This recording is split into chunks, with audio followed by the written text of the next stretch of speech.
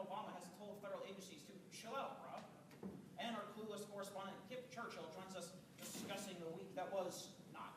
Stay tuned for that and more. This is The World, the National American Update today with Marshall Q. Klatsky. Against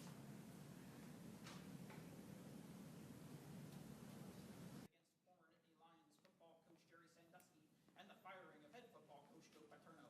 Joining us now is the man who is in the thick of it all, our chief Penn State correspondent, Stan Dusky. Stan, good evening. Hey, glad to be here. You seem a little shaken and rather loud. Can you tell me what happened? How was starting the protest? Protest?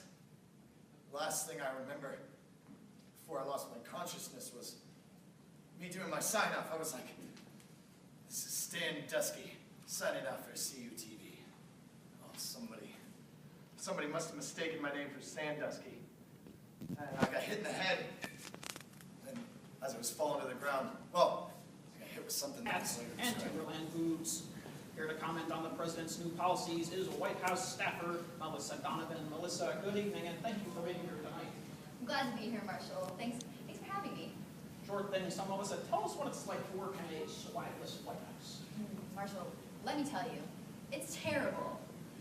It's just, the place has just lost its hip, its hop, and its jive. No one can get their morning cup of mojo anymore. That sounds terrible. How are you dealing with this sudden loss of funky freedom?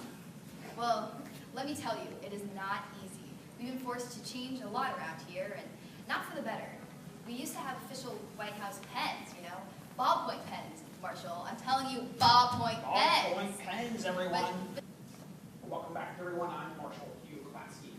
As we previously mentioned, Herman Cain has been under some scrutiny over the last few months and has only gotten worse with the new allegations of Cain having a 13-year extramarital affair. Cain was ranking high in the polls, but has dropped because of the claims and his mental lapse when questioned about Libya during an interview in November. Here to talk with us tonight about the current status of the Cain campaign is one of the Georgia businessman staffers, Rick Rosenberg. Rick, good evening, and thank you for being here. Well, thanks for having me on, Marshall. Sure. Now, before we start, Rick, I was going over my notes listening to some of that new fly hip-hop music that the president's making all those federal employees listen to, and I couldn't help but think of the similarity between your name and the rapper Rick Ross. Do you get that comparison a lot? Well, you know, I've never really heard anyone compare me to him before, but it's funny that you bring up the rap music, Marshall, because here at the Cain campaign, we're actually adopting a new slogan, and it's going to go a little something like this: every day we're hustling. Wow, Rick, I just LMFA. Now, let's get to the latest news on your boss. Now, how is Herman Cain pulling up? 999, Marshall. 9999. Quick class. 999, sir.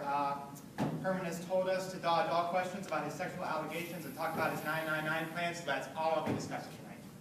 Are you sure he would want you to help defend his campaign or maybe even his own reputation? You know, Marshall, that's not top of our list. Really, all we're concerned about is those three numbers, 999, right in a row. All right? Well, from the state of emergency your campaign is in, it sounds like Cain should concentrate on a 911 plan. I mean, we don't really think that's necessary here at the Cain campaign. I mean, the campaign's just fine. We have some sleepless nights. There's periods of panic. I mean, all right, so we're behind the 8 ball. What do you want from me? Well, all right. We'll shift gears on the Cain train now. So about these women accusing Cain of sexual harassment, what do you think of it?